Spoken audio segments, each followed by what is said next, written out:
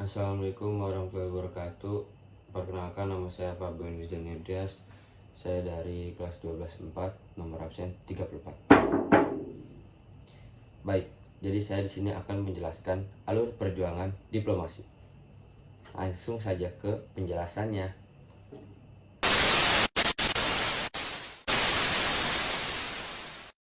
Baik, jadi saya di sini akan menjelaskan alur perjuangan diplomasi. Pada 10 November 1946 terjadi perjanjian Linggadati karena adanya sengketa Indonesia dan Belanda. Perundingan tersebut diadakan di Linggadati, Cirebon, karena hanya wilayah tersebut yang netral. Dalam perundingan tersebut, Indonesia diwakili oleh Sultan Syahrir, sedangkan Belanda diwakili oleh Jenderal Van Mook. Perjanjian tersebut sangat merugikan Indonesia, Bray, karena isi perjanjiannya: 1. Belanda hanya mengakui kekuasaan Indonesia secara de facto yang meliputi Jawa, Sumatera, dan Madura. Yang kedua, Republik Indonesia dan Belanda membentuk NIS. NIS itu Negara Indonesia Serikat, yang meliputi NRI, Negara Republik Indonesia, dan NIT, Negara Indonesia Timur, dan NK itu Negara Kalimantan. Yang ketiga, Negara Indonesia Serikat dan Belanda akan menjadi suatu kesatuan yang disebut Uni Indonesia Belanda yang diketuai Ratu Belanda. Perjanjian ini tanda tangan tanggal 28 Maret 1947. Namun, Belanda melanggar perjanjian dan tetap menjajah Indonesia. Maka terjadilah agresi militer 1, yaitu Belanda menyerang wilayah Republik Indonesia dengan tujuan untuk menguasai daerah perkebunan dan pertambangan. Karena serangan tersebut, ibu kota Indonesia dipindah dari Jakarta ke Jogja. Untuk melawan serangan Belanda, rakyat melakukan taktik perang gerilya atau sembunyi-sembunyi yang dipimpin Jenderal Sudirman. Pada akhirnya, PBB menengahi Perikatan Indonesia dan Belanda dengan membentuk komisi perdamaian yang disebut KTN, yaitu Komisi Tiga Negara. Amerika Serikat sebagai penengah. Lalu Indonesia diwakili oleh Australia, sementara Belanda diwakili oleh Belgia.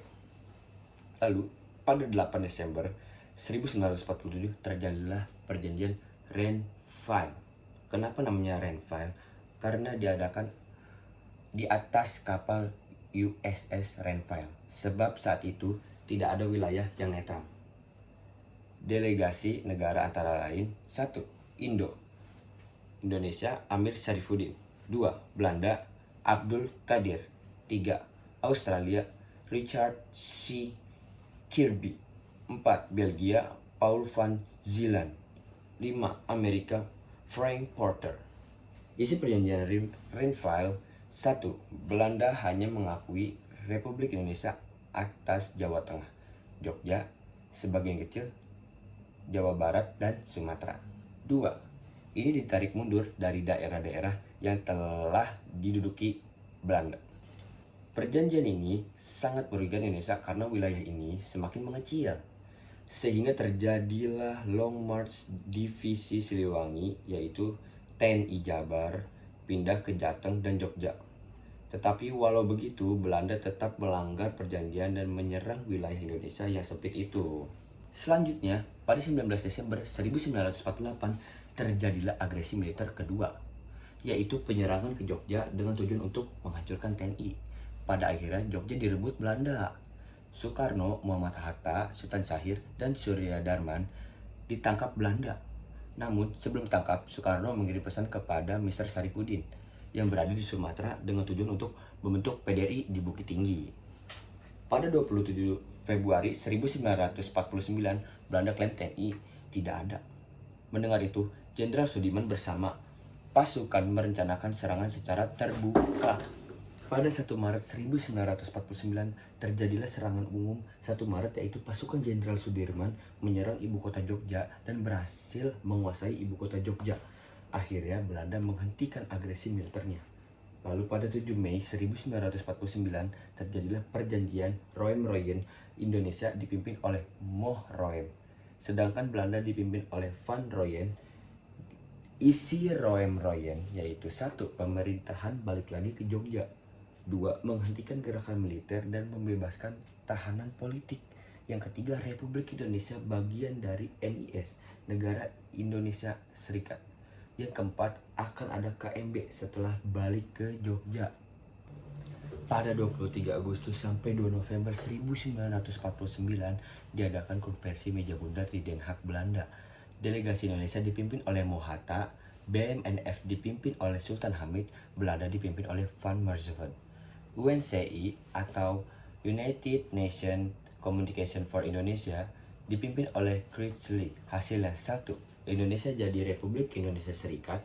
Belanda menyerahkan kedaulatan pada akhir bulan. 2. Republik Indonesia Serikat dan Belanda jadi uni, yaitu Indonesia Belanda.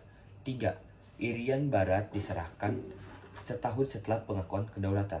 Lalu pada 27 Desember 1949, upacara pengakuan kedaulatan kepada pemerintahan Republik Indonesia Serikat di Den Haag. Belanda diwakili oleh Ratu Juliana dan Indonesia diwakili oleh Muhammad Hatta. Sedangkan upacara pengakuan kedaulatan di Jogja, Belanda diwakili oleh Mr. Loving dan Indonesia diwakili oleh Hamengkubuwono IX. Selanjutnya pada 28 Desember 1949, ibu kota dipindahkan ke Jakarta dan ganti bendera Belanda menjadi bendera Indonesia.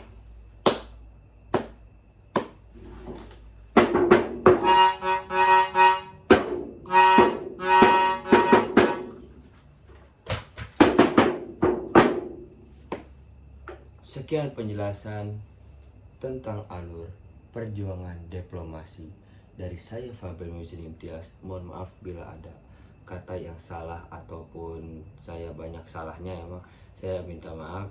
Oke, wassalamualaikum warahmatullahi wabarakatuh.